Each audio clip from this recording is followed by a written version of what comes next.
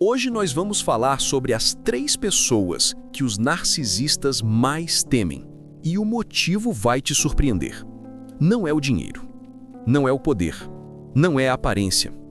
O narcisista teme quem ele não consegue controlar. E isso inclui pessoas que têm algo que ele não entende, mas que o desarma completamente: identidade, discernimento e amor maduro. Talvez você já tenha vivido isso. Você tenta ajudar, mas o outro te acusa. Você fala a verdade e ele diz que você é fria. Você se afasta e ele te chama de egoísta.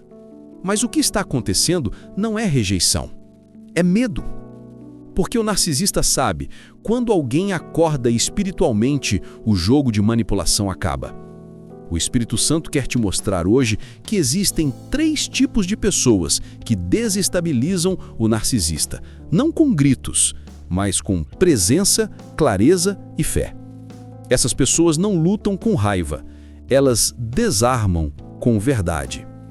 E talvez Deus esteja te transformando em uma delas. O que o mundo chama de normal, Deus chama de alerta.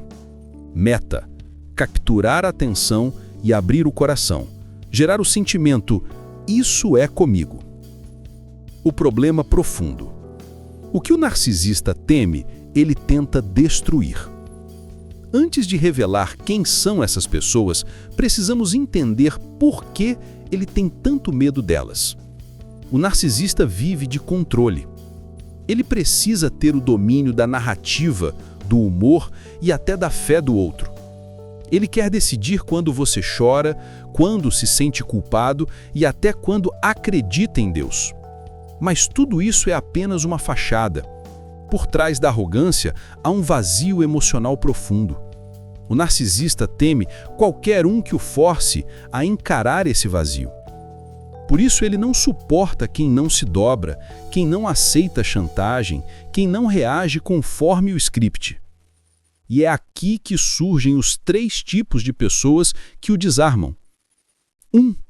A pessoa que tem identidade definida. O narcisista vive trocando de máscara, mas quem tem identidade firme não troca de rosto para agradar ninguém.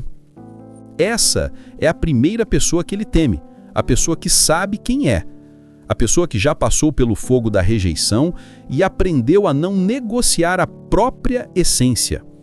O narcisista só domina quem busca aprovação, mas quando ele encontra alguém que já entendeu que a aceitação humana não é critério de valor, ele entra em colapso. Porque o jogo dele depende de dúvida, culpa e necessidade de validação. E quem sabe quem é, não precisa provar nada para ninguém. A pessoa com identidade sólida não responde à manipulação com um grito, responde com o limite. Não tenta convencer, apenas se retira em paz. E essa serenidade o destrói, porque o narcisista vive do caos. E quando o outro se mantém calmo, o caos dele perde força. Essa pessoa diz com o olhar: eu não sou o espelho que você quer quebrar para se ver melhor. E o Espírito Santo confirma: você não precisa mudar para caber em um coração pequeno. Nem toda calma é medo, às vezes é domínio próprio. Quando você sabe quem é, o manipulador perde o roteiro. Quem tem identidade firme desarma o controle alheio. 2. A pessoa que tem discernimento espiritual. Essa é a segunda, e talvez a mais perigosa para ele, porque o narcisista domina pela aparência. Ele se disfarça de cuidadoso, de sábio, até de espiritual, mas quem tem discernimento enxerga o espírito por trás do sorriso. O narcisista odeia quem discerne. Ele odeia quem ora antes de responder.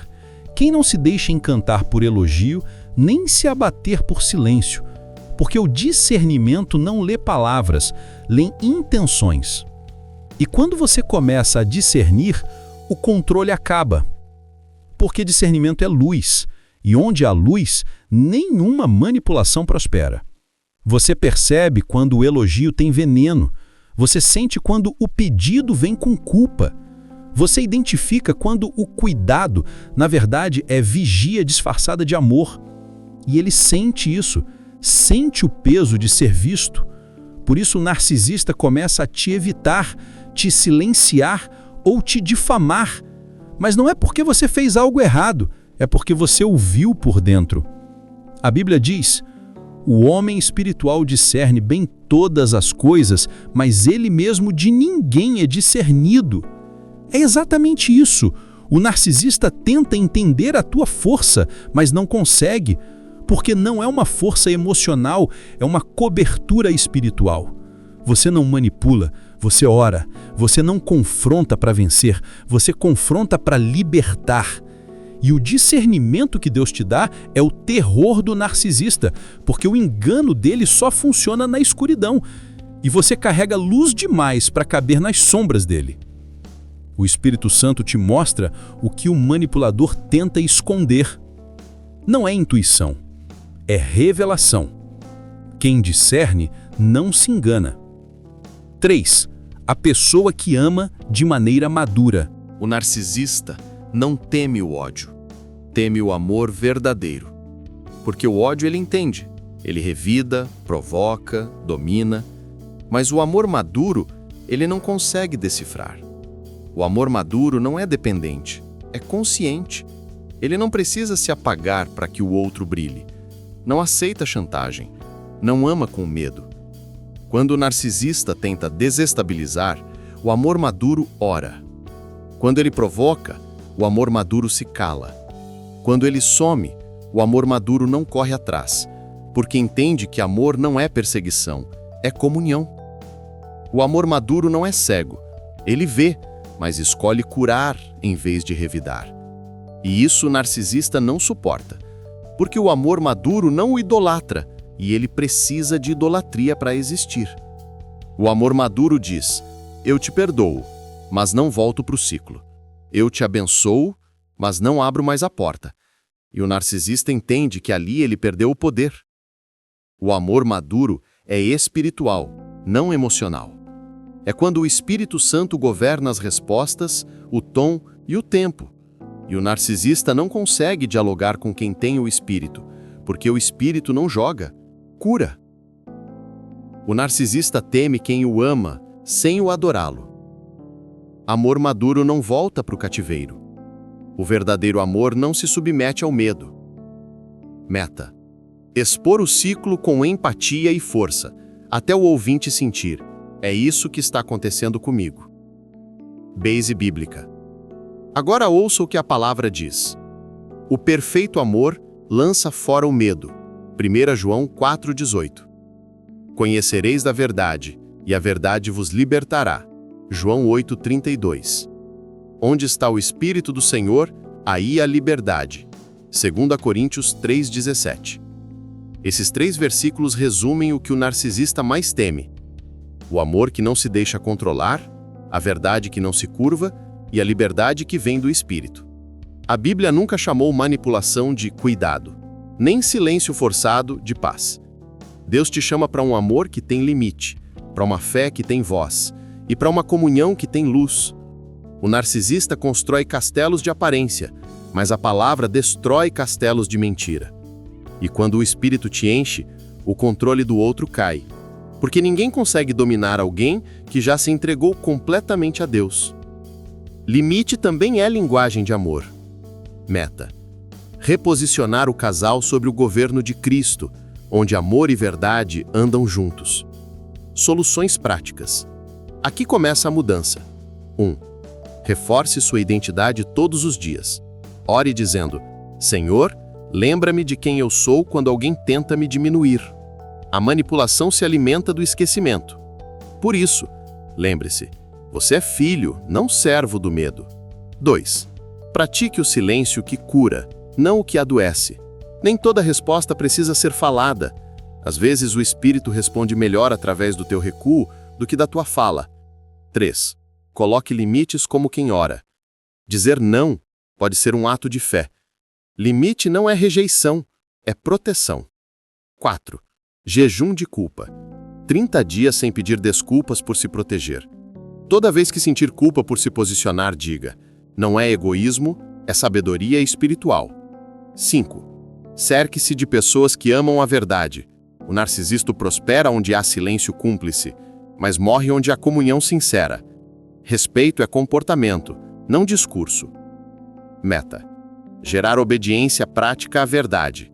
Ação guiada pelo espírito, não pela emoção.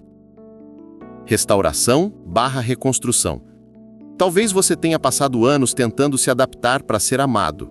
Anos justificando o injustificável, calando o incalável, mas Deus está dizendo: chegou a hora de ser inteiro. Não é vingança, é libertação. Não é sobre provar nada, é sobre voltar a respirar. Deus não quer te endurecer, quer te alinhar. Porque o amor verdadeiro não é submisso ao medo, é submisso à verdade. E se o outro não quiser caminhar junto, você não precisa se culpar. A liberdade espiritual é pessoal, não coletiva. O Espírito Santo não perde quem se posiciona. Quem cura o tom, cura a casa. Meta: reacender esperança e fé na presença restauradora de Deus. Oração guiada. Lembre-se: Senhor, perdoa quando confundimos amor com controle, cuidado com prisão. Perdoa quando nos calamos para evitar guerra, mas perdemos a paz no processo. Hoje eu declaro: não sou mais manipulado pelo medo, nem governado pela culpa.